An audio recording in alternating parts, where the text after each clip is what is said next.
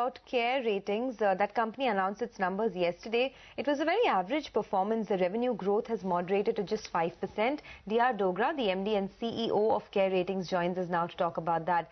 Mr. Dogra, what is the expectation for the second half of the year in terms of revenue growth? Good morning, Sonia. I think you have to look at our results in view of the present economic conditions. You know it that we can rate what comes to the market. We can't create a market for ourselves.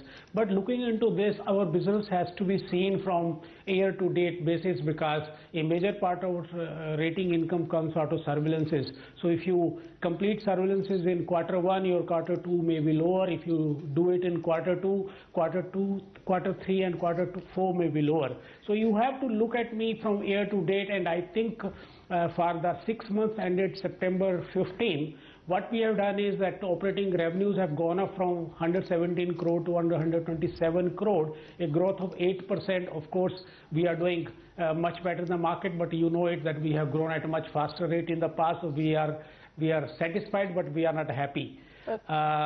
And if you look at this quarter, has been the best ever quarter for the operating revenues are concerned. We have booked a revenues of 78.23 crore, which is the highest ever done in the company. In fact, the Q2 is never the best quarter for any rating agency. It's always a Q4 quarter, which is always the best. But this time we have done a little better.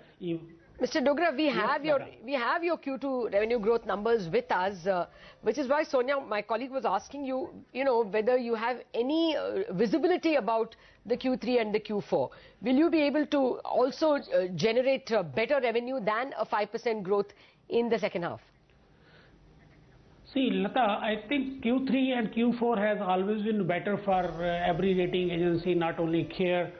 Because the results start coming only in the month of July, August for the audit numbers, and when you get audit numbers, you book your surveillance fees, and you know it that our surveillance recognition of surveillance fees is a little conservative, that we book a large part of the surveillance fees only when surveillance are completed. So since you complete more number of surveillance during the second half of the year, you would have naturally an edge over H1 in any case.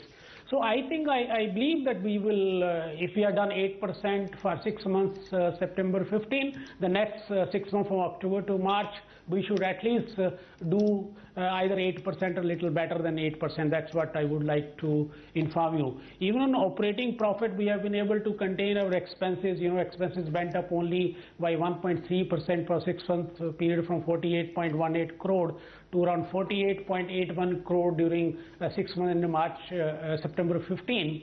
And that's the reason operating profit has grown by 13% for 6 months period, from 68.76 crore to around 77.86 crore, which is in one of the another. The operating profit margin, you know it that for the quarter it is 70%, which is one of the highest we have achieved in very recent future. And even for 6 month basis, because Q1 is always very slow Mr. quarter. Dogra? Our 6 month. Sure, Mr. Dogra, just two more internals if you can give us. This time you saw about 758 new client additions. What's the expectation in the next couple of quarters? Will it be this much or can it grow? And also you said most of your revenue is coming from surveillance income. How much of the surveillance income growth are you expecting in the second half?